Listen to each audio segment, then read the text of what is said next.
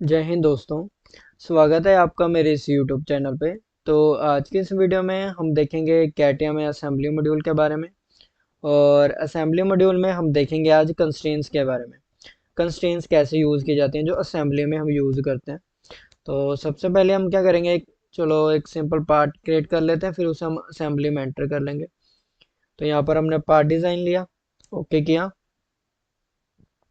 तो अभी मैंने यहाँ पर लिया इसका फ्रंट प्लेन, और यहाँ पर मैंने पोजीशन स्केच लिया, ओके किया।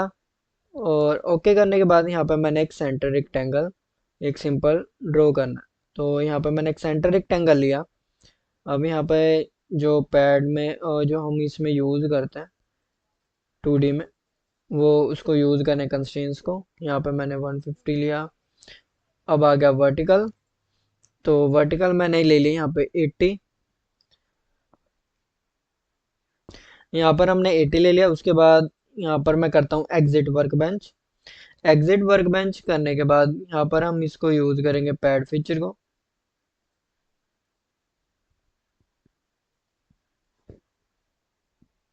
तो यहाँ पर मैं डाल देता हूँ 30 इधर, और इसे मिरर कर देता हूँ। ये हो गया हमारा 60। तो कुछ इस तरह से एक पार्ट आपको यहाँ पे क्रिएट हो गया।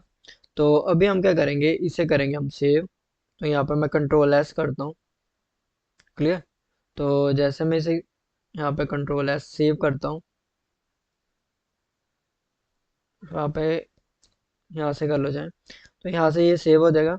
तो इसको जो भी नेम देना आपने, चलो मैं यहाँ पे इसे लिख लेता हूँ बेस पार्ट, क्लियर। और यहाँ पे मैं कर देता हूँ सेव पे क्लिक। तो यहाँ पर मैंने इसे सेव कर लिया। अब मैं इसे क्या करता हूँ, क्लोज कर देता हूँ। फिर बिल्कुल वैसे ही start mechanical design part design, और एक यहाँ पे एक न्यू पार्ट क्रिएट कर लेते हैं। तो यहाँ पर भी मैं क्या करता हूँ, फ्रंट प्लेन लेता हूँ और पोजीशन स्केच को यूज़ करता हूँ, ओके कर लिया। अब हम क्या कर रहे हैं, बेसिक जो पार्ट है अभी से मैं वही रेक्टेंगल से क्रिएट कर रहा हूँ, ठीक है। तो वो आप कर सकते हो।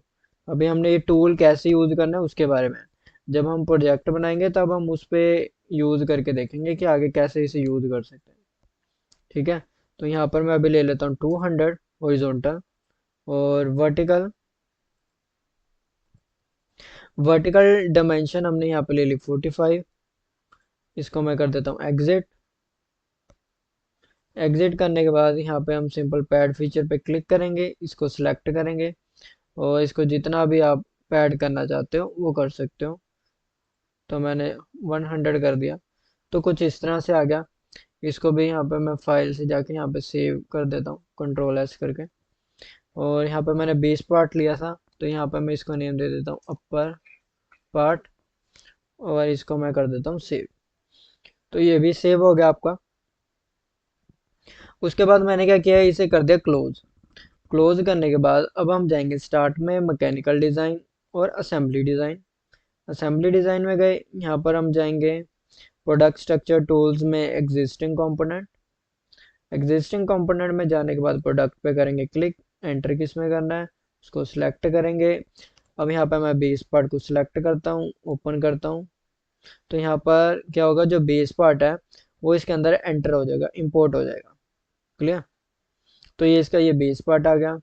नेक्स्ट मैं लेता हूँ existing component with position, product के अंदर एंटर करेंगे।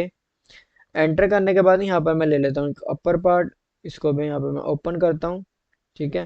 तो यहाँ पर रीनेम करके कुछ देना चाहते हो तो मैं वो दे देता हूँ, इसको ओके कर देता हूँ, क्लियर। और यहाँ से इसे एक बार हम मूव कर देते हैं। तो इसको मैं यहाँ से एक बार जूम आउट कर लेता हूँ। तो कुछ इस तरह से ये नज़र आ रहा होगा। अच्छा, इसमें क्या, ये दो सिंगल सिंगल पार्ट्स हैं। अब हमें क्या करना है, इसमें यूज़ करना है कंस्ट्रेंट्स का। ये आपको नज़र आ रहा होगी टूल बार कंस्ट्रेंट्स की। तो फर्स्ट कौन सी है, coincident constraint, contact constraint, offset, angle constraint, fix component, fix together. तो काफ़ी सारी इसमें कंस्ट्रेंट्स हैं जो हम यूज़ करते हैं कैटिया में, असेंबली मॉड्यूल में। तो फर्स्टली क्या है कि कोइंसिडेंट क्या है कि एक ही एक्सिस में रखना है आपने उसे, किसी भी दूसरे पार्ट की एक्सिस के साथ, तब हम यहाँ पर कोइंसिडेंट कर सकते हैं, क्लियर। तो फिलहाल अभी क्या है कि हम जो हमारा बेस पार्ट रहता है वो फिक्स रहता है, जो उसकी डिग्री ऑफ फ्रीडम होते हैं ठीक है, वो क्या रहते हैं, क्लो मतलब कि फिक्स रहते हैं, जैसे कि लॉक रहते हैं।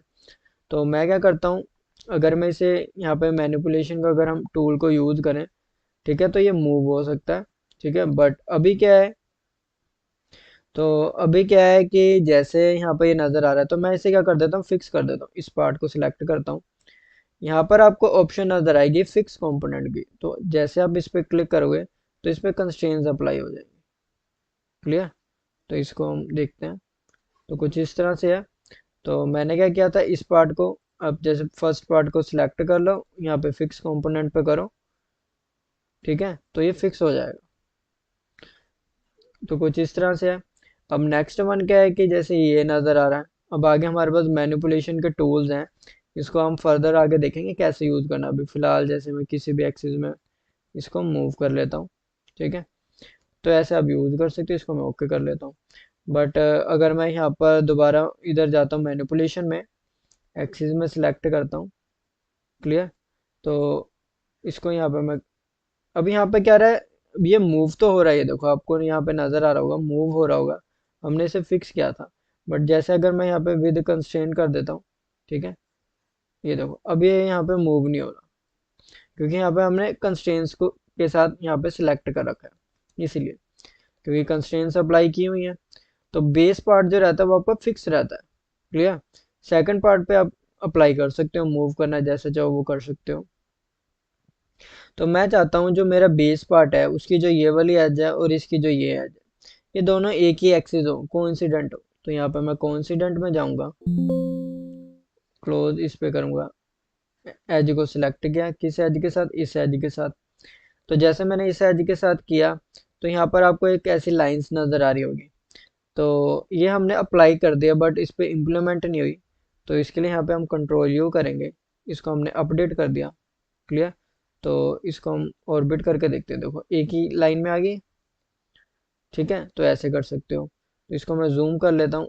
अब मैं फिर कोइंसिडेंट पे जाता हूँ, इधर क्लोज करता हूँ। तो ऐसा कुछ कर लिया हमने।